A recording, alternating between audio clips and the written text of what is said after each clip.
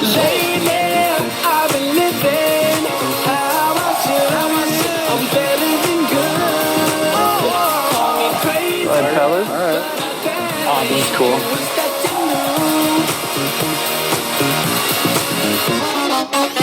This is like my hangout like once a week.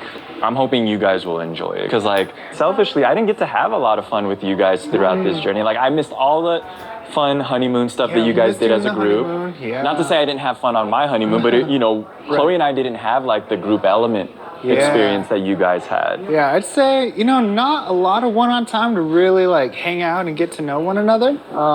So I wanted to invite you guys to something. I found an instructor. She does Reiki healing, and I was thinking about doing a cacao moon ceremony. It's more like a healing thing, you know, and kind of maybe get a little more out from the process, you know, from anything that we're carrying from that point on. So this is a chocolate moon ceremony?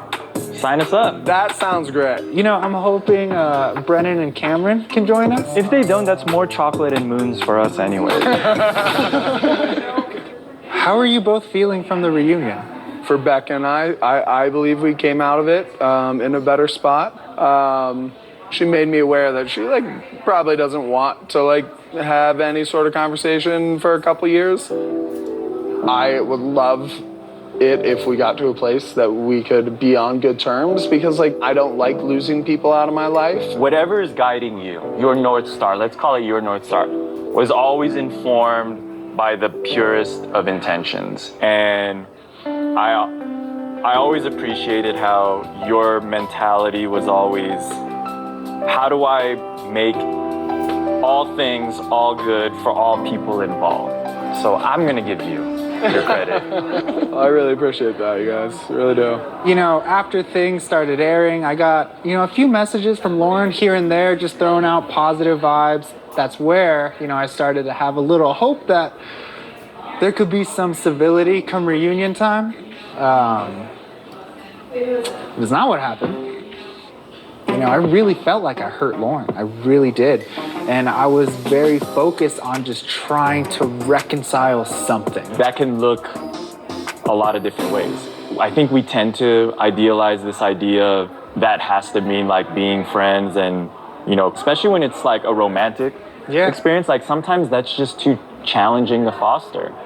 Looking at it in totality, do you think you could be at a place where you look back at it and say, ultimately, it's made me a better person, therefore I can have some positive spin on it? Yes.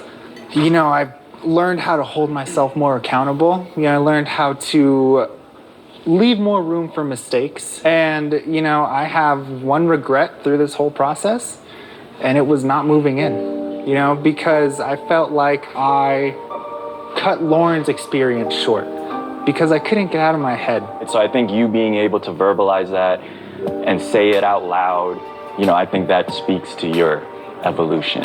I want to look back on the things that had went wrong and hold myself accountable in the ways that I can. You know, there were a lot of times where I'm thinking if I had said something a little nicer, who knows? Maybe it could have given more understanding. Maybe it could have given more context. I really hope eventually Lauren and I can have a conversation. Hey, sometimes doesn't work out. Yeah. And sometimes it works out very poorly, and you just have to like call it. Yep. And that's just it. Or sometimes it works out way later. And sometimes, and then yeah, maybe it'll work out way later, but like right now we don't know, just like accept. So here's the way later. Here's the way later. Life goes, my life goes.